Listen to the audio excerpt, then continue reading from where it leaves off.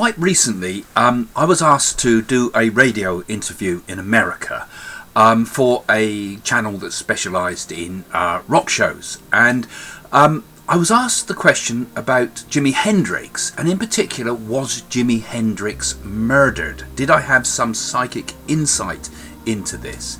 Well, first thing I have to say is it's not really possible for a medium to communicate with Jimi Hendrix sort of like just like that, you know.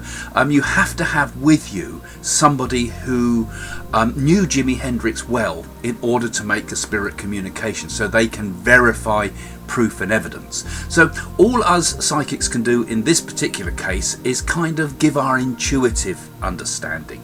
Those psychics that say, oh, I'm in touch with Jimi Hendrix and this is what he says, are deluding themselves because they can't prove their communication.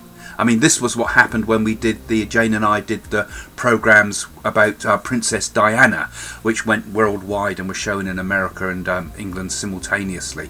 We did a seance to communicate with the spirit of Princess Diana, and we had to have with us people who knew her well. And only those people that knew her well were able to confirm things that couldn't have been read in the newspapers or be from the medium's imagination. You have to give what we call proof and evidence. Okay, well, anyway, Jimi Hendrix. So, intuitively, I can talk about this. But first of all, let's have a think about Jimi Hendrix, because he was, I believe, quite a intuitive or psychic person himself. And indeed, many musicians are. In fact, many creative people are. And I can talk about these things perhaps in other videos. But, you know, Jimi Hendrix, he used to live in next door to Handel House in London, where the great musician George Frederick Handel lived. You know, and Jimi Hendrix, he actually in the 1960s said he saw the ghost of Handel.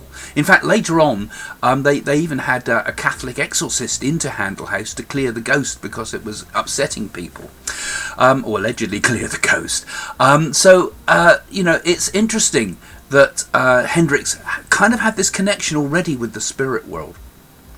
And just like other people, like John Lennon often foresaw his death. And Liberace, he saw the ghost of the pianist Liszt.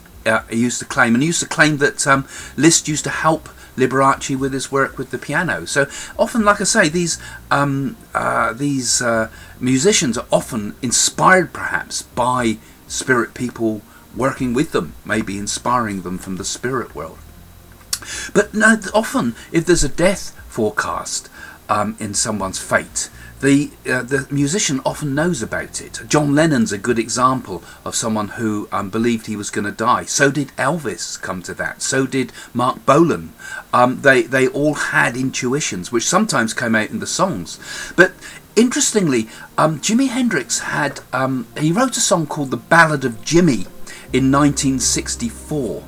And the words in it actually said, 5 years, this he said, he's gone. He's just dead, right? So, was that a prediction of Hendrix's death? Because that was made in 1965, 5 years he said. Actually, Hendrix died on September the 18th, 1970. That's 5 years after he wrote those lyrics. So that's quite a remarkable thing. A strange coincidence, perhaps? Or did Hendrix have some strange insight that he was going to die? The strange circumstances surrounding the death of Jimi Hendrix remain a mystery to this day. The official inquest concluded that Hendrix had aspirated his own vomit. He died of asphyxia, they said, while intoxicated with barbiturates. Some years later, one of the attending physicians who attended the actual resuscitation of Hendrix reported that Hendrix's clothes were soaked with red wine. It was in his throat and in his lungs, but none in his stomach. Hendrix's road manager, Mike Jeffries, said that someone held Hendrix down and drowned him by pouring red wine down his throat. Quote, "Did Hendrix die? Mistakenly, perhaps? A deadly cocktail of booze and barbiturates? Or did someone let it happen? Did someone perhaps make it happen?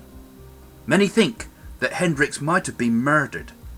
So listen now to what I said in response to these questions when asked on American radio. I find him a fascinating character. He was one of the people that really moulded my youth. I was really interested by the fact that he kind of knew he was going to die. I think one of his records, Ballad of Jimmy, didn't it, had something in it about that he's going to be dead in 5 years, and then he did die in 5 years. So the guy was very perceptive, as a lot of musicians are when it comes to the psychic world. So I think it was like a warning to him. So I feel there was something happening there that was untoward. I think there could have been murder involved with Jimi Hendrix, and this is one of the few that I really think there is something, there was a cover-up. I mean, there's all sorts of speculation been about that there was more wine in his lungs than there was in his bloodstream.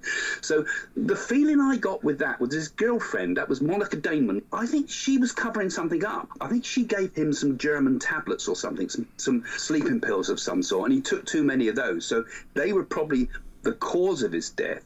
But was there something going on to cover it up? Was there something like trying to make it look like he'd got drunk and there was more alcohol in his body and something was covered up? A lot of people think that Mike Jeffery was involved in all this and had a motive for it. I don't know what the answer is, but there was something that I didn't feel very right about that. You know, Jimi Hendrix had insomnia. He probably had to take quite a lot of sleeping pills to get to sleep. But no, I just don't feel he definitely was not suicide. I'm convinced it was not a suicidal thing. And I don't think he's the sort of guy that would have taken drugs overdosed easily, because he knew what he was doing in that respect, I think. Big question marks over Monica Damon, really. That's where I think something was covered up.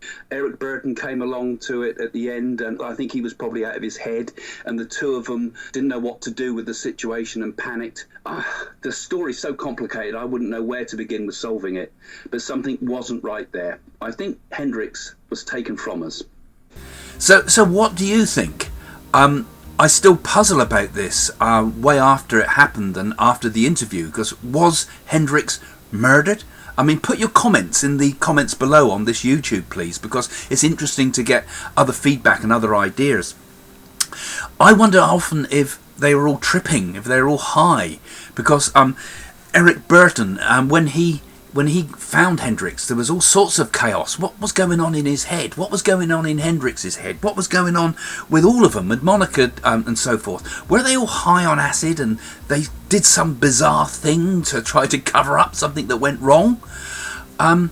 You wouldn't discover acid in the bloodstream, for example. LSD dissolves. It's a catalyst. It's out of the system before even the trip takes place. So they wouldn't have come up in any autopsies, that type of thing. So anyway, it's a fascinating subject. I'm very interested in these whole stories of what's happened to famous people in the past. You might like to read some more in my book, one of my books, Psychic Encounters. It's one of my first books, actually, that one. Some stories in there about mediumship, experiences of lots of different people, some famous experiences and so forth. A few stories from Jane and my work as well. Or my book, Messages from the Universe, which you might also enjoy, because Messages from the Universe talks a lot more about mediumship. It's mainly about the Nadis, but it's also about my mediumship and Jane's mediumship, and the story of how we did the seances to communicate with Princess Diana. So all interesting stuff, I hope, to you. And don't forget, we're in the theatres now, so have a look on the website and come along and see us. We try to talk to people after the shows if we get a chance too, so you'll be able to meet Jane and myself and watch our demonstrations of mediumship. We hope to do some workshops too. So hope to actually see some of you sometimes, but certainly please leave some comments below in the YouTube, and don't forget to follow me. And you know, if you click that little bell thing there, you'll get updates every time a new video goes online. Okay, nice to see you again, folks. See you soon.